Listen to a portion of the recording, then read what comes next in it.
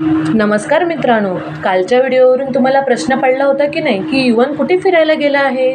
तर सांगते की तुम्हाला मी. तर तुम्हाला तर माहीतच आहे व्हिडिओ पाहून की युवन गावाला गेला होता. तर आम्ही गावाला गेल्यानंतर युवनचे पप्पासुद्धा गावाला आले होते. तर युवनचे पप्पा बोलले की इथे एक जागृत देवस्थान आहे, तर तिथे आपण जाऊन येऊया. त्या जागृत देवस्थानाचं नाव आहे श्री जाखमाता देवी मंदिर. तर आम्ही तिथे गेलो होतो आणि खरंच तिथलं जे नेचर पाहून, नैसर्गिक हवा, छान असं डोंगर, सह्याद्रीच्या पर्वतरांगा, ते पाहून आमचं मन भरून आलं. आम्हाला गरमी किंवा ऊन काहीच जाणवलं नाही. ए सीमध्ये बसूनसुद्धा जी हवा लागत नाही ते तिथे जाऊन लागत होती. खरंच खूप असं छान वातावरण आहे तिथे. कसलाच आम्हाला त्रास झाला नाही. एवढं आम्ही आलो वरती, पण आम्हाला कसलाही त्रास जाणवला नाही, नाही गरमी, काहीच नाही.